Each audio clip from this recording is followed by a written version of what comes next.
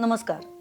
कुठलीही वस्तू, ठिकाण, व्यक्ती यांचं छोटेखानी रूप जितकं दिसायला सुंदर, आकर्षक, तितकं ते तयार करायला कठीण असतं. त्यातही वस्तू आणि ठिकाण यांच्या तुलनेत व्यक्तीची प्रतिकृती तयार करणं जास्त कठीण असतं. कारण त्यात प्रमाणशीर आकाराबरोबरच महत्त्वाचा असतो तो जिवंतपणा. हे कसब साध्य असलेल्या एका व्यक्तीने शोभेच्या बाहुल्यांमधून एक अनोखं विश्वच निर्माण केलं.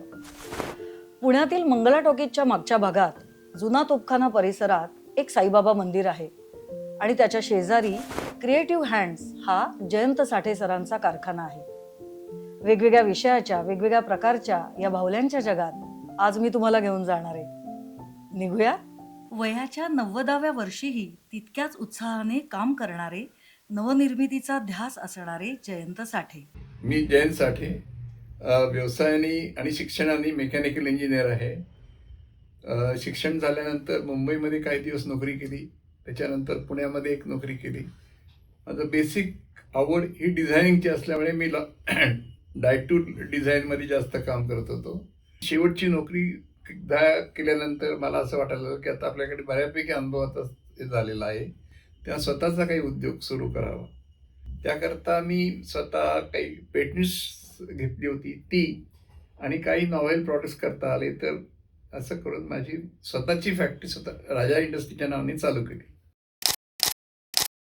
हस्तकलेची आवड असल्याने नोकरी व्यवसाय हे टप्पे झाल्यावर त्यांनी त्यांच्या छंदालाच व्यवसायात रूपांतरित केलं. टेराकोटा, व्हील पॉटरी याचे प्रशिक्षण वर्गही त्यांनी सुरू केले. त्याचबरोबर सिरॅमिक पेंटिंग ही थोडी वेगळी कला व्यावसायिक दृष्टिकोनातून विकसित केली. याच दरम्यान त्यांना जपानी बाहुल्या शिकण्याची संधी मिळाली. ठाण्यातील मनोरमा खडपे यांच्याकडून त्यांनी जपानी बाहुल्यांचं प्रशिक्षण घेतलं. सुबक सुंदर अशा जपानी संस्कृतीतील पारंपरिक गेशिया डॉल्स तयार केल्या. बालगंधर्व येथे दरवर्षी प्रदर्शन भरवून त्यातून या जपानी बाहुल्यांची विक्री होत असे. मी माझी पत्नी स्वतः शास्त्रीय संगीताची संगीतालंकार होत्या. त्यानंतर माझ्या 2 मुलीपैकी मंजिरी वझे ही गृहिणी असून स्वतःचा छोटासा व्यवसाय चालवते आणि धाकटी मुलगी सीमा देशमुख ही TV आर्टिस्ट असून नाटक, सिनेमा, अँकरिंग या सगळ्यात बऱ्यापैकी एस्टॅब्लिश आर्टिस्ट आहे. सीमा कायम माझ्याबरोबर असल्यामुळे या सगळ्यामध्ये सीमाचा खूप सिंहाचा वाटा आहे या सगळ्या प्रवासामध्ये, असं मला वाटतं. जपानी बाहुल्यांच्या वाढत्या मागणीत भारतीय पद्धतीच्या बाहुल्यांची विचारणा होऊ लागली.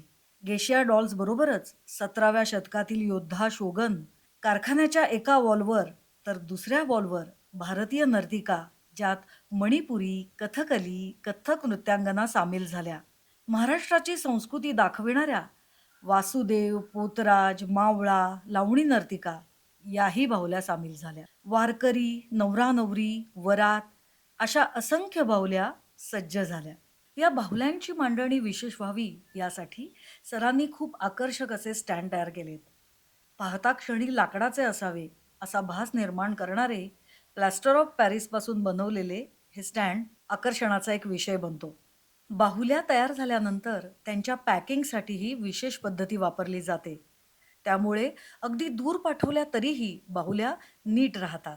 लोकांना हवी तशी बाहुली करून देणं साठे सरांना खूप आवडतं. त्यामुळे त्यांनी अनेकांना अशा अतिशय वेगवेगळ्या पद्धतीच्या बाहुल्या करून दिल्या आहेत. 2007 पासून मी बालगंधर्वने प्रदर्शन करायला सुरुवात केली. प्रदर्शन करायचं म्हटलं की एक नुसत्या बाहुल्या किंवा एक कुठलाही गोष्ट करून तुम्ही प्रदर्शन भरवू शकत नाही. त्याकरता मी बऱ्याच हॉबीजचा माझा उपयोग करत असे. त्यापैकी एक क्राफ्ट किट्सचा अत्यंत उपयुक्त प्रकार आहे. आपण मुलांना माझ्या मोबाईलची खेळू नको, माझ्या लॅपटॉपची खेळू नको असं निगेटिव्ह सांगतो, पण कर काय हे सांगत नाही. बरं, पालकांना स्वतः हस्तव्यवसायाची फारशी माहिती नसते.